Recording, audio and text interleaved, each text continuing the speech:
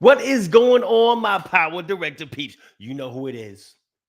You know who it is, PD peeps. It's your boy bringing all the joy. Another Saturday morning with yours truly, the Power Director, Professor. Okay, so I want to thank you all for joining me today. I've been out of the loop for a minute.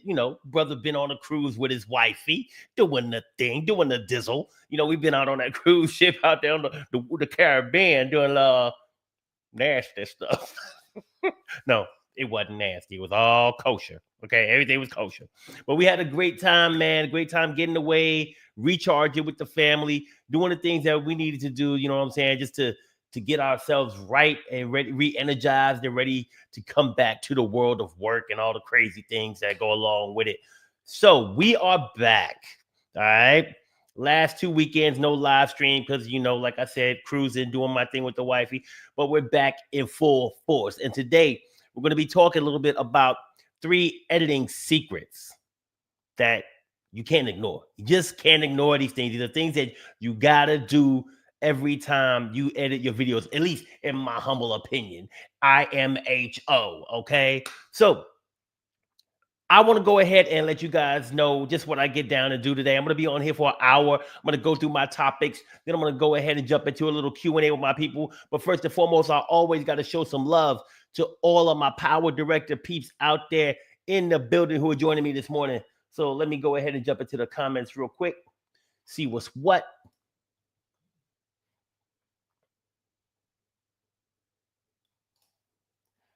All right, we got one of my head moderators in charge, Peter J. Milner, in the house. He says, good afternoon, all. What's going on, Peter? Thank you for joining, as usual, my friend. Hey, I can always count on you to show up and show out, so appreciate you, my dude. All right, we got Toga22. It is good morning time here. Yes, it is, my friend. It is good morning time here as well. So thank you for joining us, Toga Deuce Deuce. All right. Got another one of my moderators in the building, Steve Williams. He says, good afternoon. The Limitless Wave is in the building. What's going on, Steve? Thanks for joining, my man. Thanks for doing everything you do on Facebook, YouTube, everything. I appreciate you, my dude. Thank you. All right. Steve said, Malik, I hope you enjoyed your cruise. Yeah, I did, man. So just to give you a breakdown real quick, I know this is personal. This is a little personal. Maybe this ain't Power Director talk, but these are my people. This is my community. These are my friends. This is who I talk to. So, Steve, just to let you know, man. So we went on a Virgin Voyages cruise, man. It's an all-adult cruise. No kids. So if you're ready to kind of cruise without the kids and you want to take a break from the kids for a minute, this is a great option for you. Great food, great entertainment. We had a blast, man. It's one of those cruises where you can just kind of kick back and just do nothing if you want to. You can go see some shows. You can go eat some good food and, get out in the port and do some excursions or whatever you want to do. But it was a beautiful thing, man. So appreciate you asking, my brother. Peter says, I hope your cruise was great and good weather. Yeah, as a matter of fact, that's always one of the things out there, Peter, when you go on a cruise, the weather or the water could be choppy. The weather could be bad. It could be rainy. Water was great. Weather was great. Everything was perfect, man. So we're blessed that we were able to have a smooth experience on this cruise, because as anyone who cruises knows, there could be some experiences where, you end up maybe having some not so some detrimental things to the cruise. It's not the best scenario sometimes. So, can't help Mother Nature does what she does, right? Oh, Dead Sharoni, otherwise known as Sharoni Productions, what's up? Says, good morning, beautiful people. LA is in the house as usual. Wow, that's what I'm talking about. LA, I love getting that West Coast love, baby. I love getting it. Got Gary Bridges. He says, good morning, brother. Really appreciate you. With the new update, it has made it harder to retrieve files after a crash. Is that something you can look into to help? Yeah, so I actually have a tutorial out there, and guess what I could do is just show you that tutorial real quick, just so you know where it is. Let's see.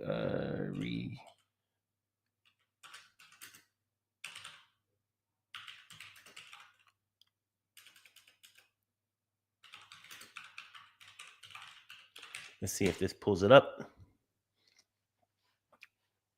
All right.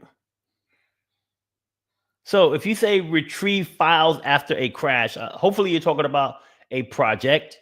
That's what I'm considering that you're talking about. So let me go ahead and share my screen here.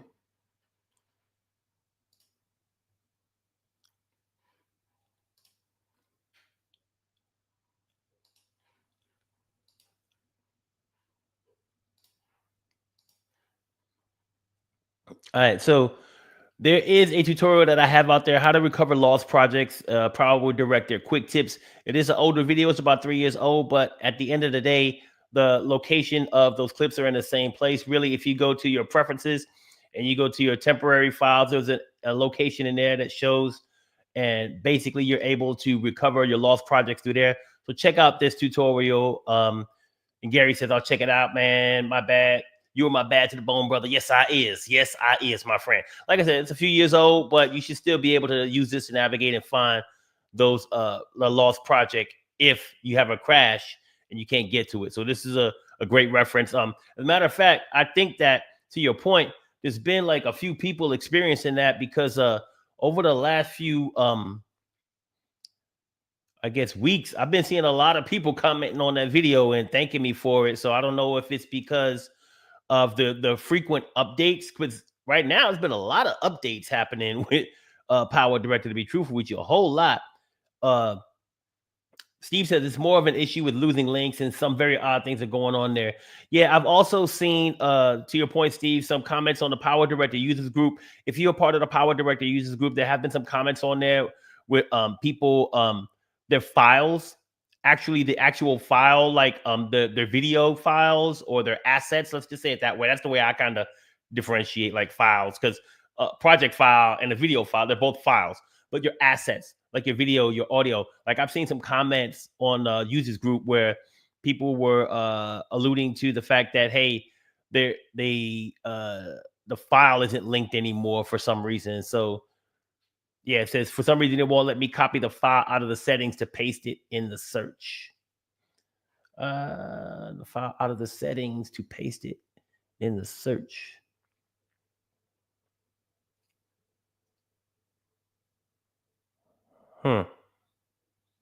Not sure what you mean by that. It might be something that we need to get into later, man. So Gary, make sure that you if you want like a little bit more help on this one, man, because there might be more that we can do like in a live stream right now. Might be some more investigation or questions that we need to ask you to get more information from you. But if you are not on PowerDirector users group, get on there, ask on there, and we'll definitely get on there and help you out. There's a lot of people in that community that will come to the rescue and step in and step up and help you out if you got any questions. So it's on Facebook. It's called PowerDirector Users Group. Just to give you a quick look at that. If we go to Facebook, or you could just type in PowerDirector Users Group. If you search that, it should just come up as one of the first searches if you Google it. And then if you go to it on Facebook, this is the group here. So you can definitely go here, ask questions, get answers. There's a lot of people on here, as you can see, reaching out, asking questions about things and getting help with stuff. So, and here's the one that I saw from Steve right here too. So there hasn't really been a lot of traffic on this one.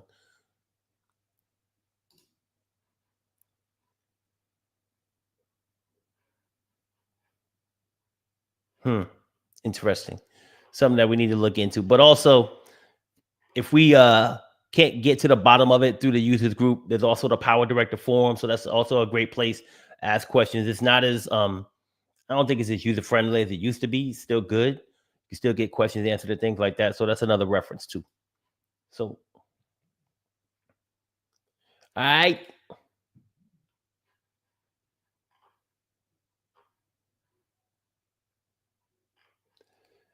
My brother Gary, he said, keep grooving. I love it. I love it. I'm going to keep on grooving, brother. I'm going to keep grooving. I'm going to keep on grooving. Okay. Believe that.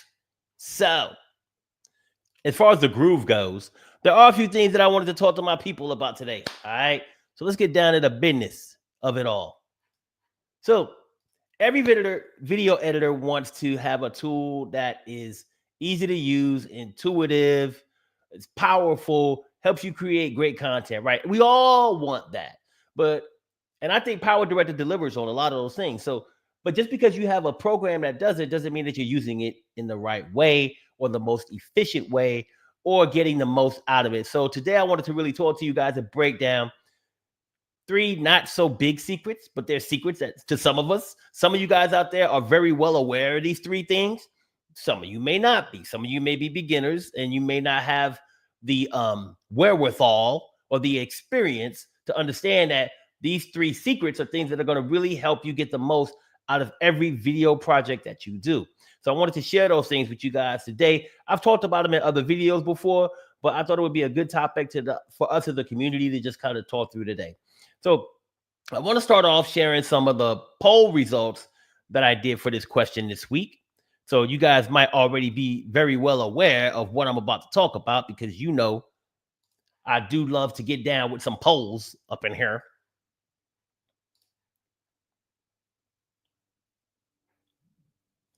All right, so I did a poll on Facebook and on YouTube, and I asked the question, what do you do on every project? Now, the reason why I ask this question is because I want to know, like, is there something that you always make sure that you do because it is critical for you to be able to do your project right, right? And so I gave a few options. And when I gave these options, the first option was organizing your timeline.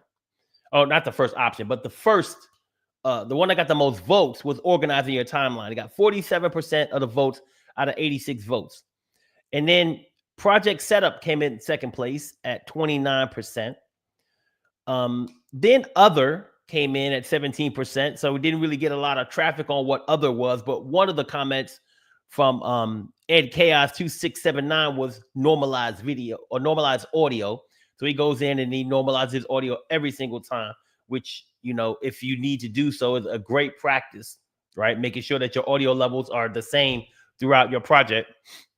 And then last place was minimize use of effects, which pretty much I think is important, but you may not have to always do it but it's always something you should be thinking about, in my opinion, because sometimes people just go overboard with effects and they're just doing them because they're something that they think is fancy and it adds to the video. But at the end of the day, it's not really adding anything. It's taking away more than it's adding.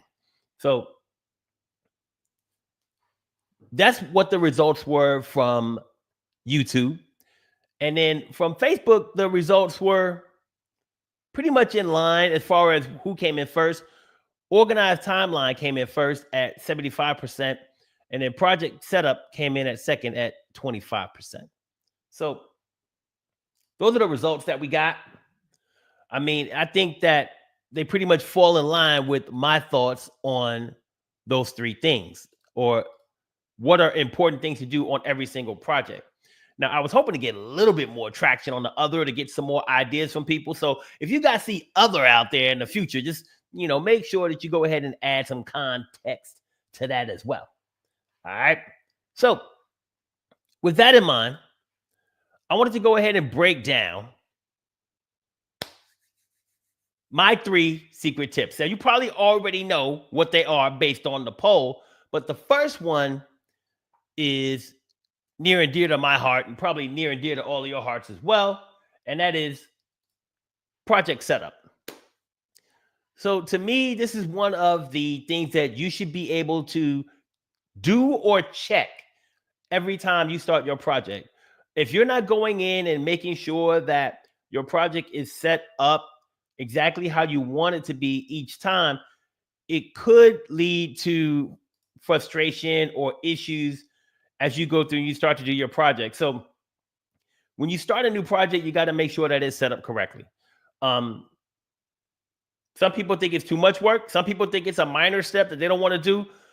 But to me, if you set up your project every single time, it can save you headaches later on when you're editing or when you're rendering or things like that. So what I mean by that is this. Now, I'm going to bring up my screen to show you some elements of where I'm going to get to this information.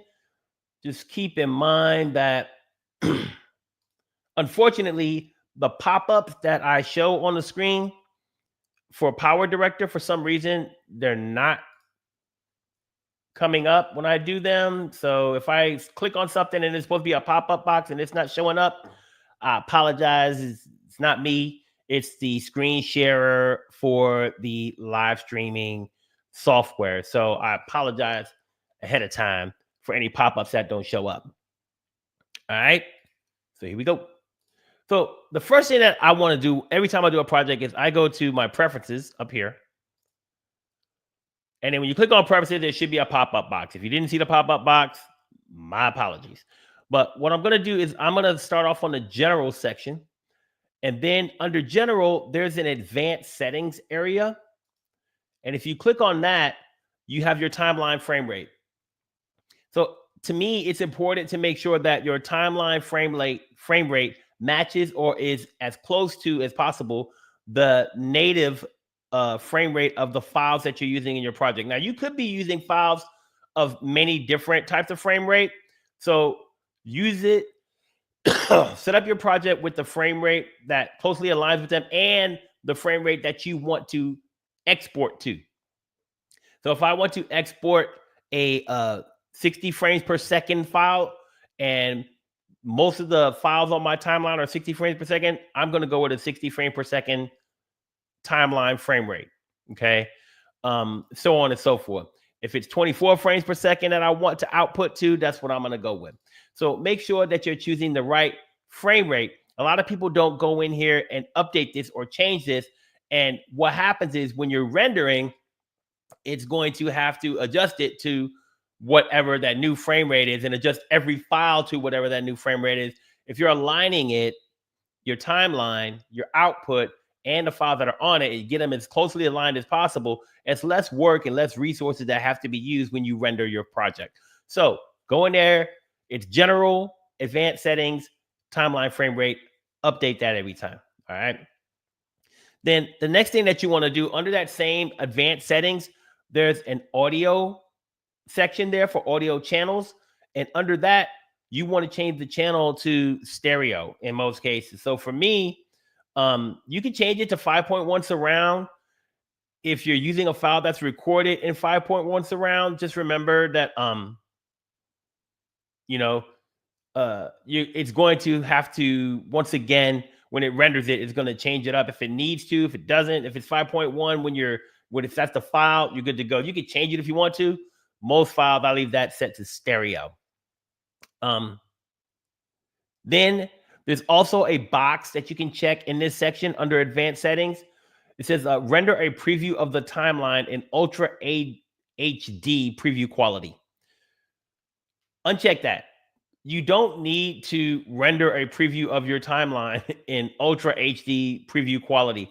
What that does is it, once again, it takes up more resources. It's rendering a preview and moving it up to that high quality. If you want to see your previews in high quality, great. Do what you got to do, right? But in most cases, to me, the preview quality doesn't matter. It's the output quality. Unfortunately, some people feel like, hey, whatever they're seeing in the preview is what they're going to see when it's exported. That's not true. The preview stands alone.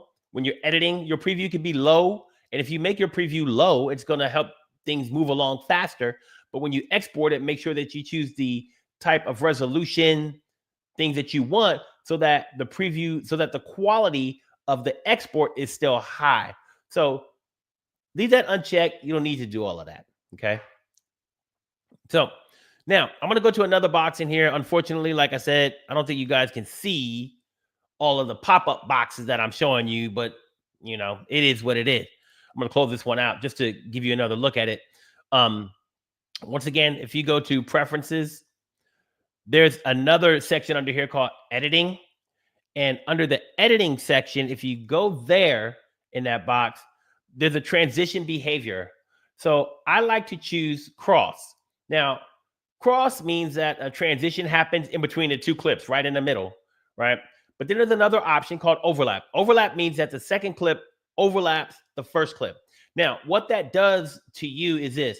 if you have overlap set, and you might like overlap, and you can keep overlap if you want, but if you have overlap set and you set your transitions after you have all of your clips added, it's going to start to move things over because it's overlapping the clips on top of one another, which is why I choose cross, just in case I need to add a transition later on. Some people don't like the way cross looks because they think that they feel and they can see like a little blip or like pause between the things, or frame between the transition. So they don't like cross. They like overlap because there is no like frame that you see in the middle of the transition. So to each his own. I like to make sure that mine is set up on cross, but whatever you choose, you should choose your transition behavior here so that it makes things faster. When you're going and you're doing your transitions and you're adding them, you're not having to switch them between cross and overlap. Set it up here so that it's always set for you every single time. So there's another setting under the editing section here, and it says return to beginning of video after preview.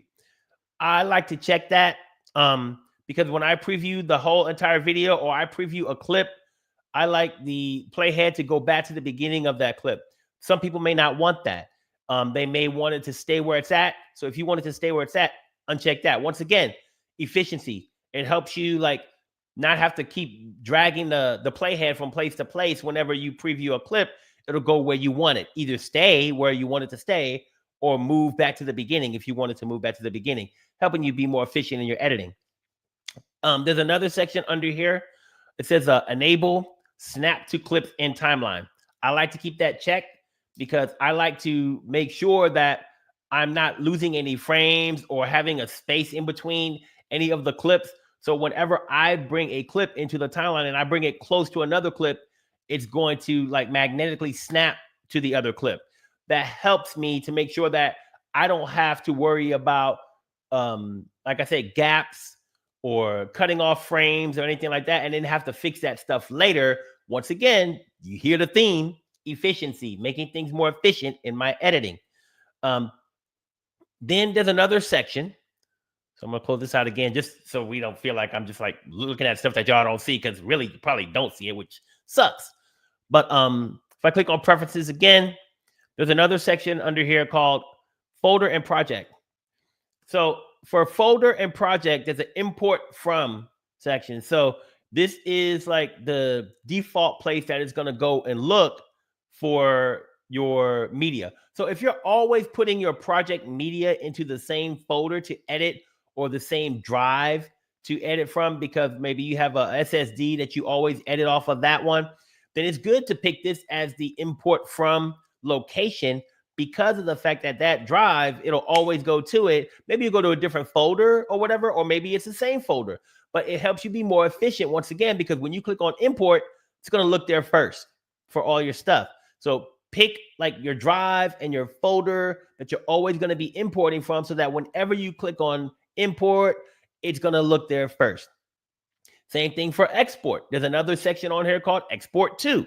So once again, if you want to be more efficient and you know you're always exporting to the same drive, maybe it's an archive somewhere, or maybe you're exporting to a cloud, or some other drive that's connected somewhere, then you can go ahead and select that drive here in the export to option, so that once again, you're not going and clicking all these extra clicks.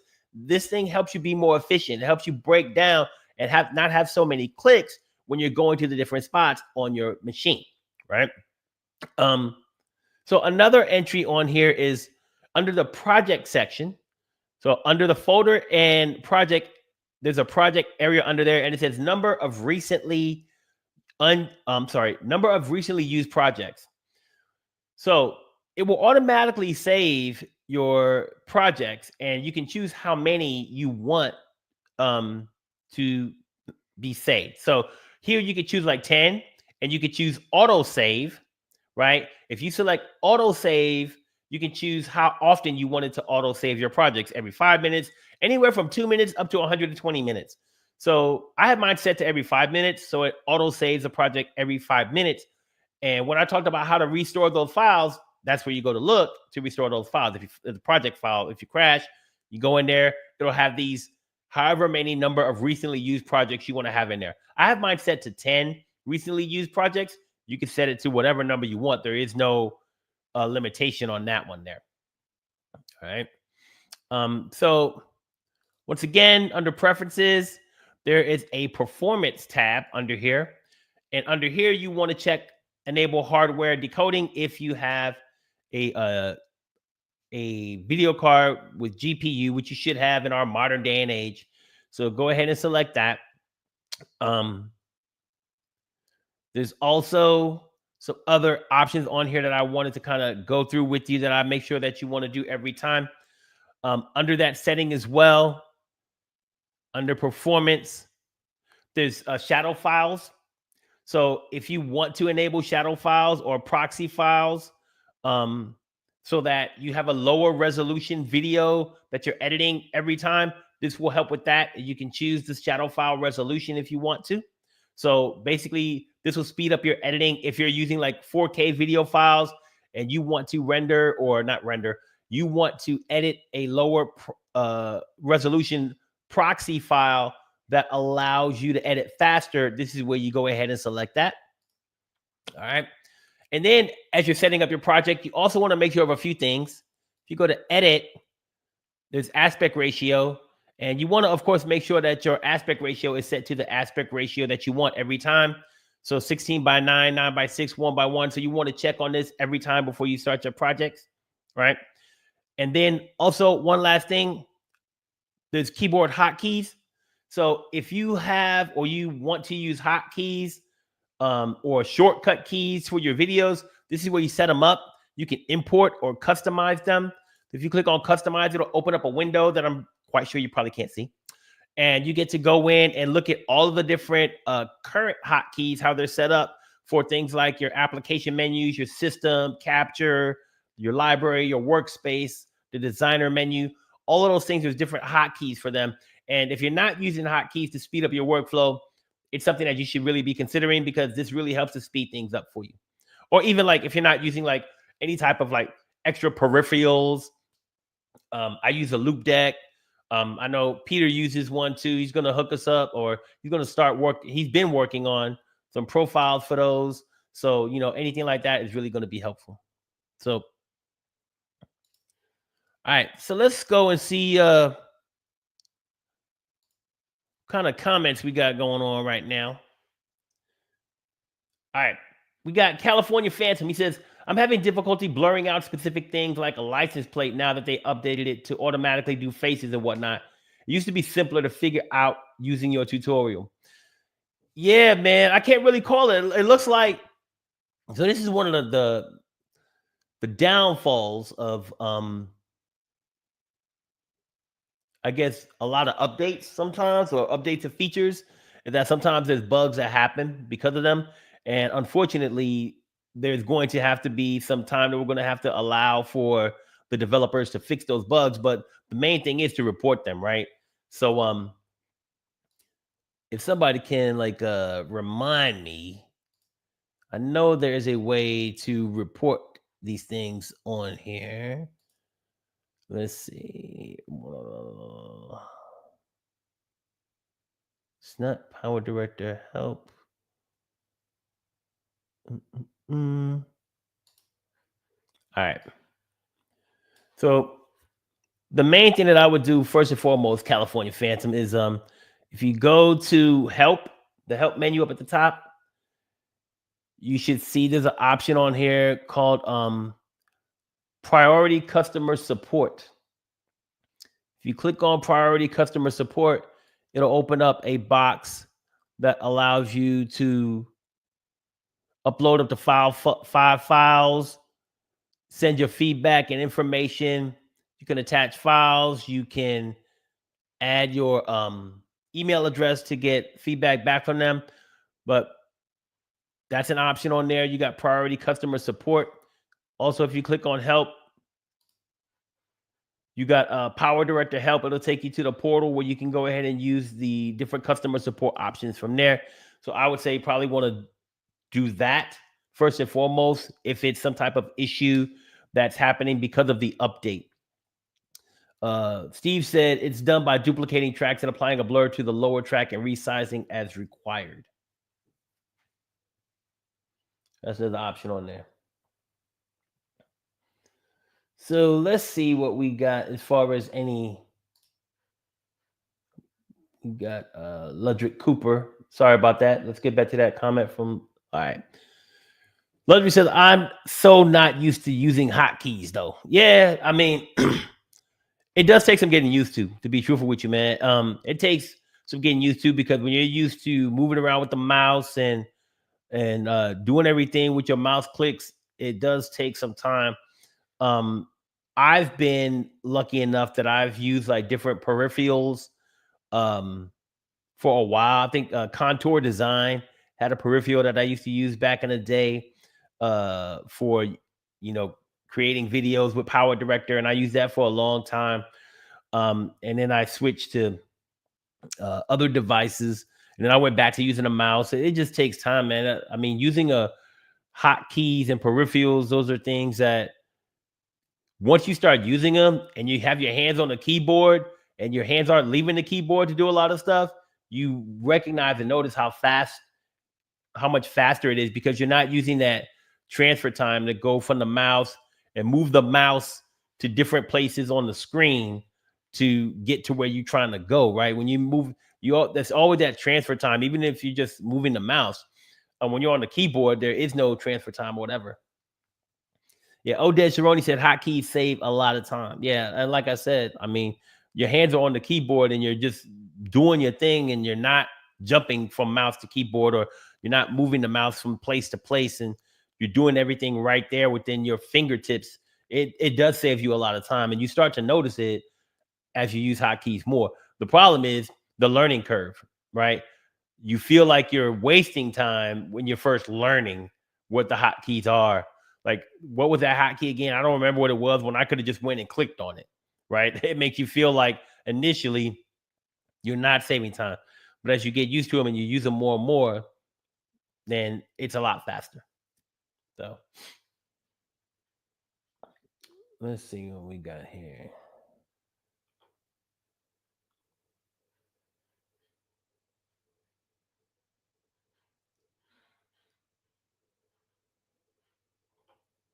All right.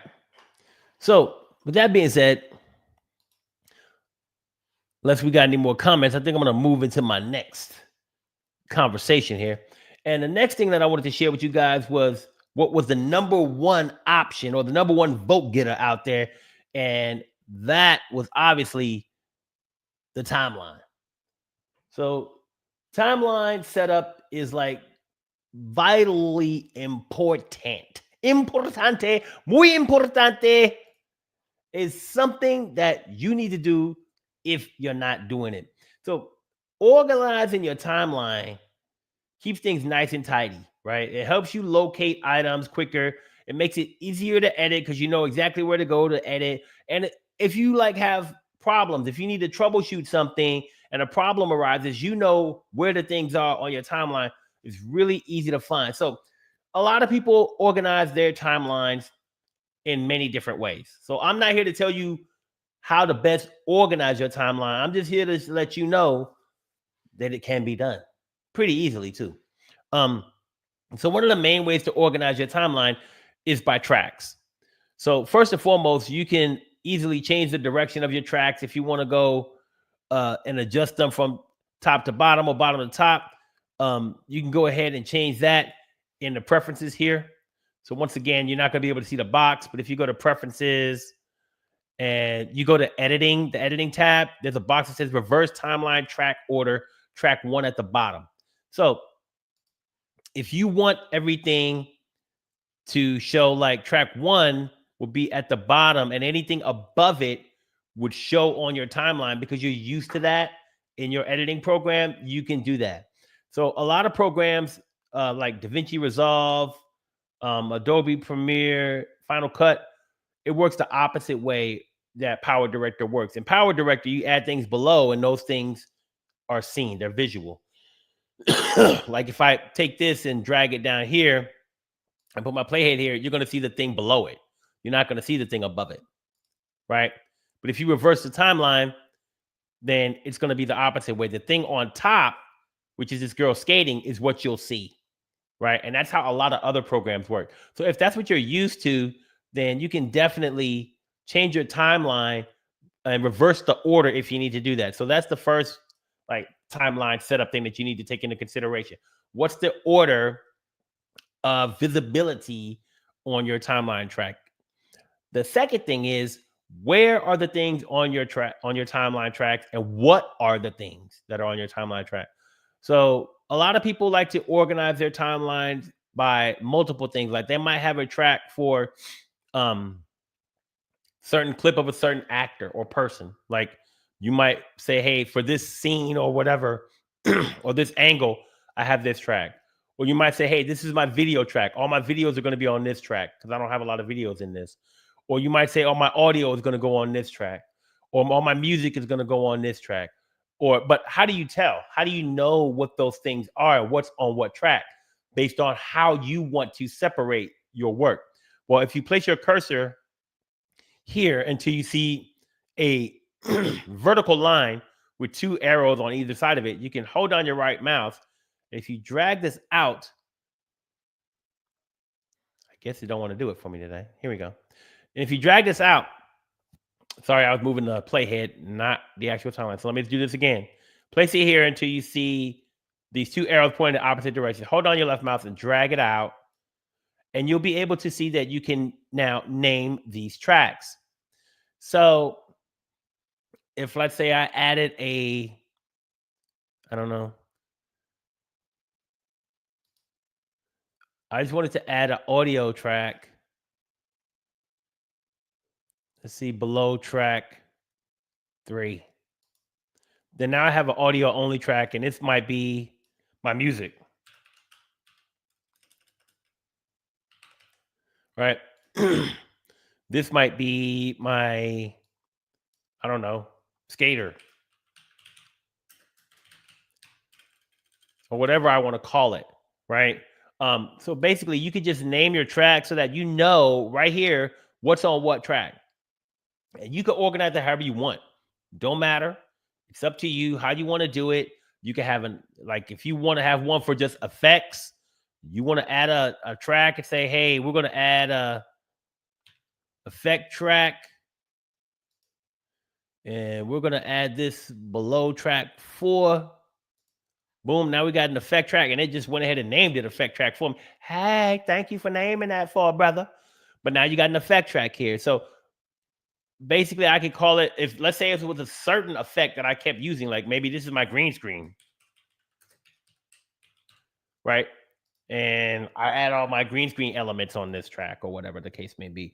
So I can do with it whatever I want and name it whatever I want to help me organize my tracks. This is something that if you're creating a project, it's really going to help you keep things organized, especially if you're making a large scale project with a lot of different clips, a lot of different assets that you want to make sure that you can organize it and easily be able to edit it and find, like I said, if you have have to troubleshoot something, there's issues, this will help you break those things down because you know exactly where it is. You see something going wrong with your green screen, you know exactly which track you need to go to, right? Because you know which track you applied it to. Just need to find it on that track. So it's a great tool to use. Now, I just want to remind you guys, since she's here watching me, chilling with a brother, if you're enjoying this conversation, please like this video. Click on the thumb, the one that's pointed in the upward direction. Click it, like it, live it, love it, hug it. Give that thumb all the love you can. If you ain't been liking this video, get with it, okay? Also, super chats, super stickers, always appreciated. If you can help to help the channel, that would be great. Appreciate you. And then last but not least, it don't take nothing but a click to subscribe to PowerDirector University and click on the bell so you get notified every time I upload content. You know I'm uploading tutorials every single Tuesday, and I'm doing live streams on Wednesdays. Oh, I'm sorry, Saturdays. Got shorts coming out on Wednesdays. It's a whole kit and caboodle. All right. You don't want to miss out on any of it. So make sure that you subscribe so you get all the love that you can get. All right. All right, we got a question here from Ludrick Cooper. What's up, Ludrick? He said, who has a podcast on PD? I have no idea, my brother. It's a great question.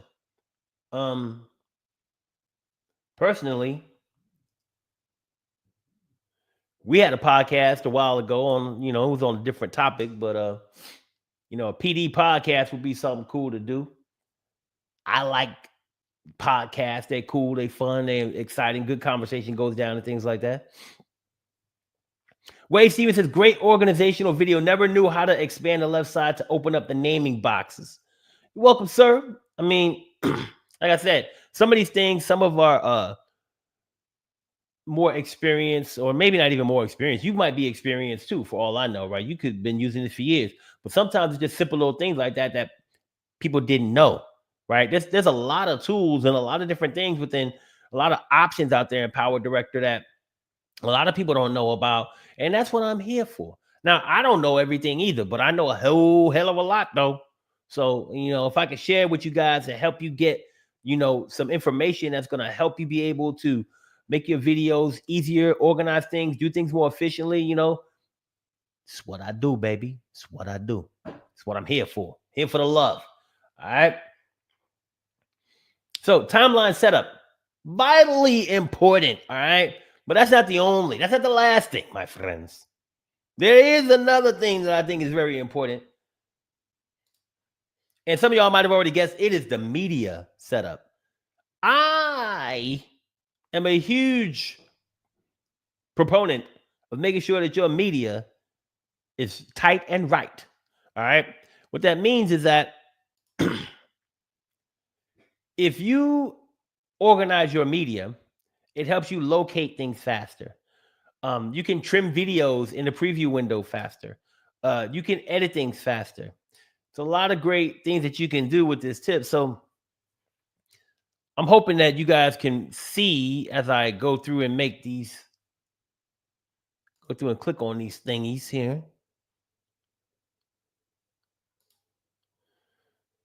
Got some pop up here that I'm trying to get rid of. Give me a second here, people. Make sure I move on from this.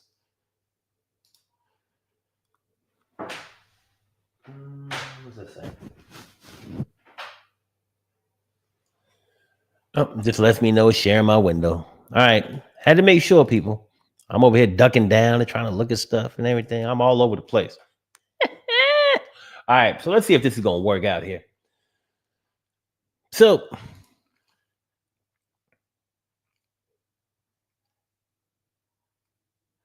one of the things that you can do to organize your media is make sure that you can switch between different types of media in your preview window. So there's a filter option here for the preview window. If you left click on that, you'll see that you have an option for all media. And I'm sorry, you can't see it as I'm sharing my screen. There's an option for videos only, audio only, or images only. So if I click on videos only, you're going to see that now all you can see are videos on here. Okay. If I click on the filter option again and I choose audio only, you'll see now all you can see is the audio. And if I click on the filter again and I choose images, all you'll see is images. You got JPEGs on here only. So I click on all media, goes back, and now we can see everything. So this is a way that you can filter things to jump. So if you're editing and you're like, man, where's that file of that audio that I'm looking for, or whatever? Boom, filter, audio only. Now it should be easier to find it. If you're like, hey, man, I got a bunch of videos on, I'm looking for that video, but I got all of these extra stuff on here. Boom, video only. So this is a really quick way to just filter down to just the types of media that you want to see. Now, you can even go further than that.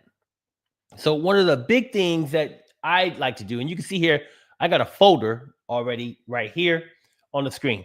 So if I click on this folder, there's nothing in it right now, right? But I could add things to it.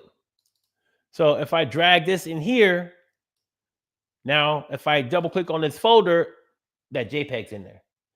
Now I can right click on it, I can cut it, go back, paste it back here, and now there's nothing in the folder again. But what you can do really easily is you can create folders that you can use. Now I can remove this folder and say, boom, no more folders, all done. But let's say I have certain media that I want to put. I can right click, do create folder, name it, and maybe I'll name it masked murderer. I don't know. And I put all my files of the masked murderer in here, maybe all the video files, and maybe I'll call it mass murder video files. Maybe I want to have a folder that's called I don't know, music, right? I'm a horrible typist, in case y'all didn't know. Horrible. So now we got another folder here. So I can create as many folders as I want and put whatever assets I want into these folders to keep things organized. So once again, organization is a key to help you be more efficient when you're making your videos. So you can create all the beautiful folders you want. When you're done with them, you can rename them. You can remove them. You can do whatever you want with those folders. But creating folders helps you be able to have things organized so you can locate those things faster.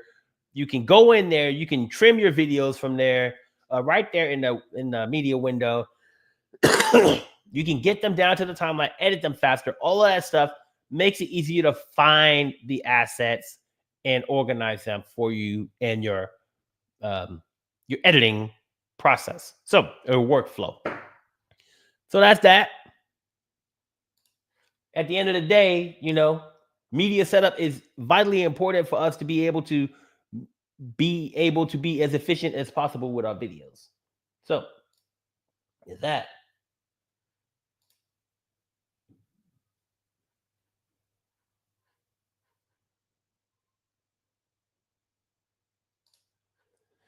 Gary Bridges said, just letting you know, brother, that your time, knowledge, and PowerDirector love is appreciated by all of us that have followed you for years. Thanks for everything you do for all of us.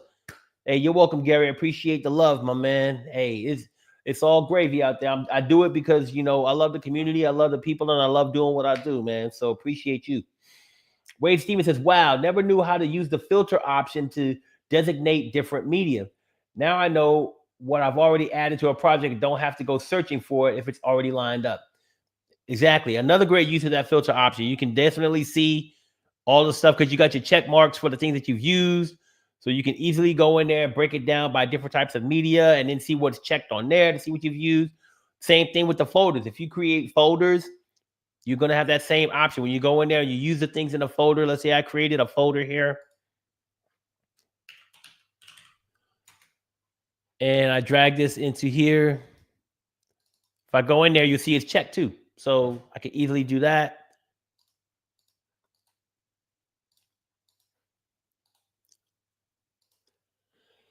A lot of great options for that stuff, man. Pollyanna's in the building. She said, oh no, I was paying bills. I forgot to check in. It's all good. Appreciate you checking in. Yeah, them bills come first, Pollyanna. Okay? Don't get it twisted. You got to, I ain't paying your bills. You know this. So pay your bills first, girl. Shoot.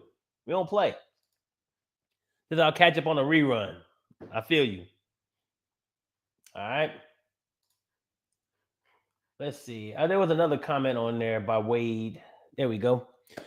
Says, I'm currently working on a project where I have to put content into one of those old school rounded corner TV sets. Could you do a tutorial at some point to show us how to do that? So if you're trying to mask something, like there should be a lot of good options on there to mask items.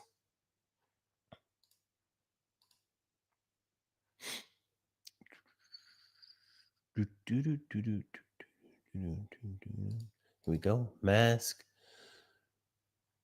So you might be able to get away with creating an image mask.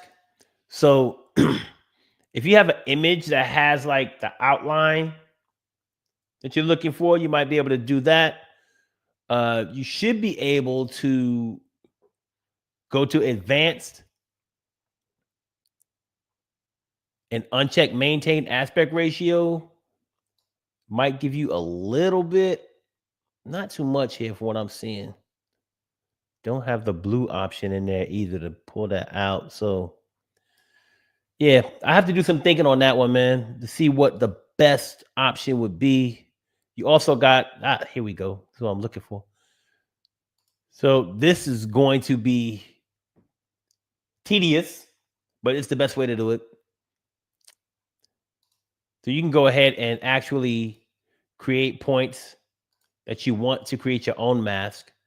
So if you want to, I'm just messing around showing you like how you might be able to get that type of look with the TV on there. And I didn't do this correctly, but there you go. When you connect them, you can kind of, at this point, you can make adjustments to any one of these um nodes and move it to where you need to move it. So this would probably be the best way to get a mask on there and then bring your video into that. That's what I would do. So go to advanced mask setting, put custom, and use the polygons. You can choose and create your own mask however you want it to look. So I know you couldn't see my screen, but I'm going to go through this again, just tell you, just in case. But I could definitely create a tutorial for it. I think that's a great idea. So what I did was clicked on the video, went to edit. At the top, I went to mask. Then I went to advanced. When you go to advanced, there's going to be a tab in the pop-up box, and it's going to say custom. Click on custom, and then there'll be an option called polygon. And polygon lets you actually add the points of wherever you want to be whatever shape you want to make. So you can make your own shape and make a mask, your own shape that you want. And then you go back and you place your video into that. So it'll mask it. You're just going to mask that video that you want to be in the TV screen, right? You're going to mask that video and place the video of that underneath the video of the TV screen so that it shows in it. So hope you understand it. But basically, I can do a tutorial and it won't be a problem. All right. Let's see here. What else we got? What are the comments we got? Got Ode Sharoni said, thank you for all the help. I'm following you now for a few years and still learning so much. Hey, I appreciate that. Sharoni Productions. Means a lot that I have people that have been following me for so many years, man. I'm thinking, I look back and I'm like, man, I got a small but mighty community of people who get down with me, who appreciate, what I've been doing for so many years. And I feel the love, man. And I'm definitely here for it. So I want to thank you guys for sticking with me and hanging out with me for so many years too. You could have definitely went on to some other options out there, some other videos out there, whatever the case may be, but you got stuck with me too. So I got to show you love for that. Appreciate you.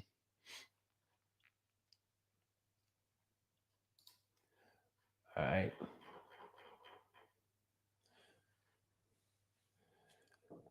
We got Edward K. Hori. I hope I'm saying that right. It says, you are a big helper to me. Hey, appreciate that, man. Hey, I'm glad that I'm able to help. There's a lot of things that I'm out there trying to make some content that I think is going to be helpful to all the users out there. Advanced users, new users, the whole nine. So hopefully I'm helping you guys out.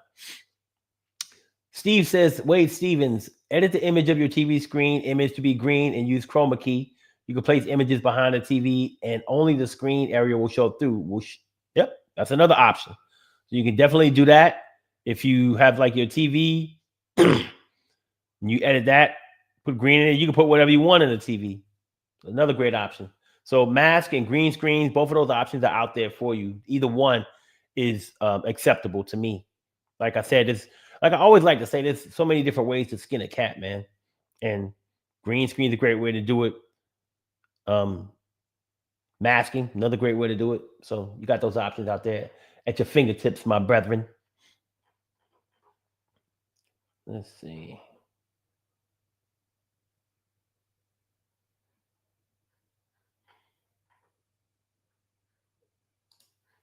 We got Robert Blackburn who said, well, hello, peeps. What's up, Robert? Love your cute dog on there, man.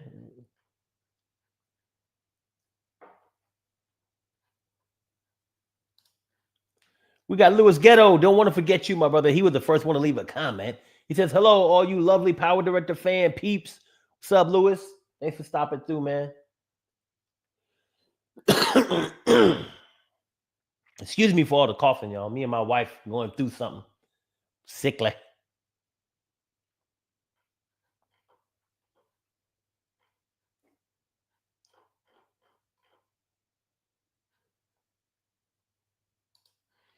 Got Michael Stewart. He said, keep up your wonderful work, my bro. You're doing great. Respect.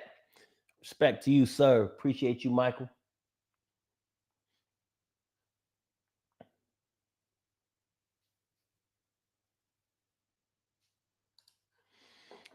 So when I went through the beginning, I was talking about ease of use, and Peter said, I'm not sure easy to use is crucial. I think it's more of a question of having the powerful professional tools at your fingertips, but being able to use them quickly and efficiently.